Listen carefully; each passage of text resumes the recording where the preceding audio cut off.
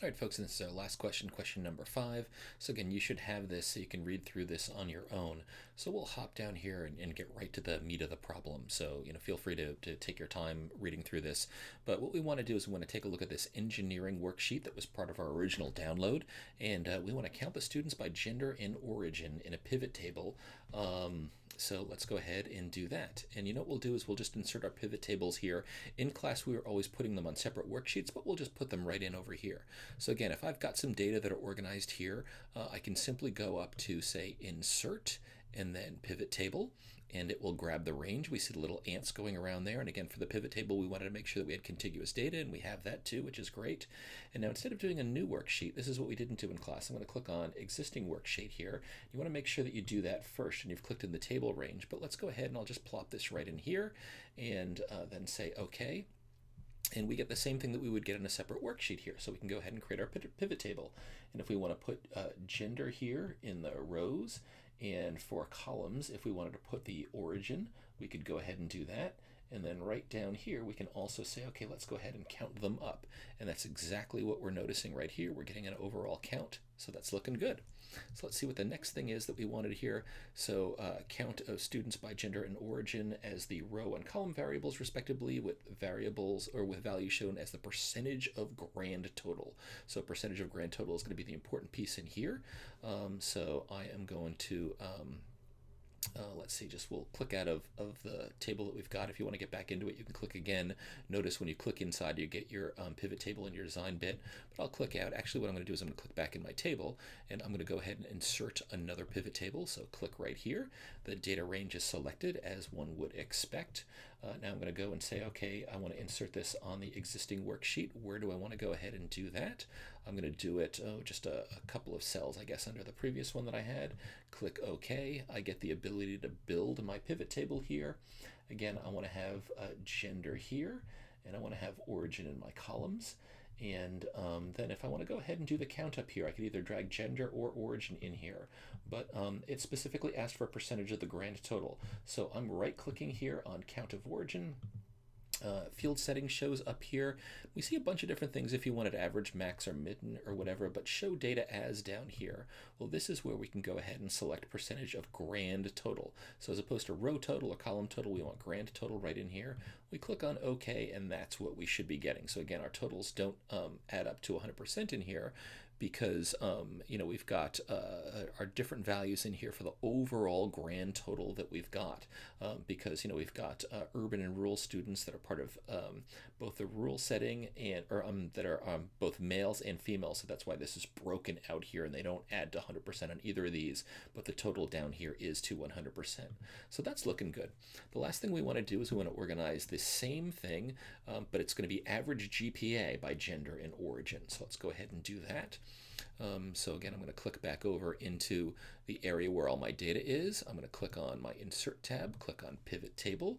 I want to do this in the existing worksheet, and I'm going to scroll back up just a couple of rows down below the two tables that I've done. This is going to be my third table here, and it will also be gender in rows, origin in columns. And again, GPA is what we want to get our piece on right here. Now we don't want to sum up the GPA. That's not giving us anything of value.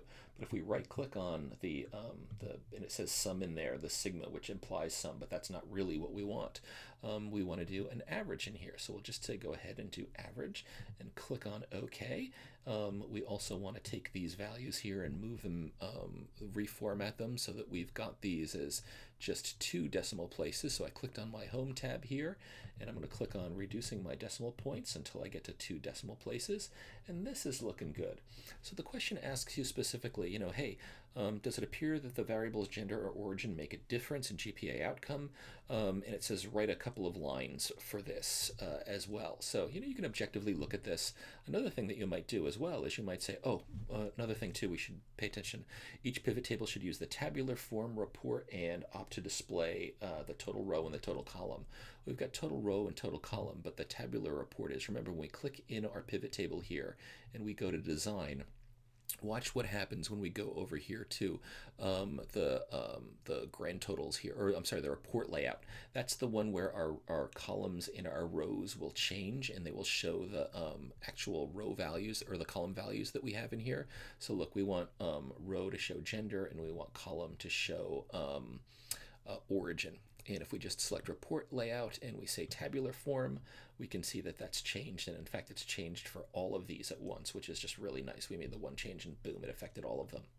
Now, if you decide, hey, I'd like to also go ahead and do a chart, well, you can just highlight the stuff that you want for a chart. Again, this wasn't asked formally in the question here, but if you went ahead and said insert, okay, what kind of chart might we want to do? Sometimes you won't get a recommended chart, but if you go over here, let's see, maybe we want to look at a chart that looks like this and see, does this give us any insights here? Well, we get many more men than women, it looks like. It doesn't look like there's a whole lot of difference. Maybe urban women are a little bit more likely.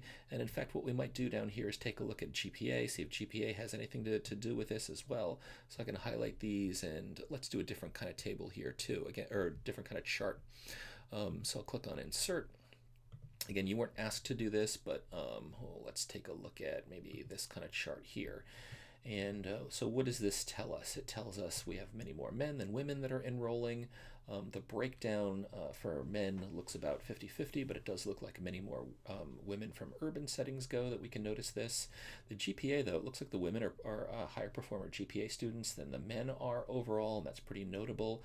Maybe a slight higher difference for urban women than rural, than urban and men and women both, but it's not very much. And you could check statistical differences there, but you'll learn more about that in your business statistics classes. So you could put in any of those things as your 2 lines in there. This is our 5th and our final video as you prep for your exam. Hopefully we've gone through enough things. Also, remember that you've got lots of stuff that you can watch in Panopto for our tech days, and also for those tech days, you've also got your Excel worksheets that have the hidden areas that you can unhide, but also you've got PowerPoint slides that we showed on those dates as well. So hopefully all those things help you. Study really hard. I know you've been working really hard. I hope things go well for you on our Excel test. Keep at it.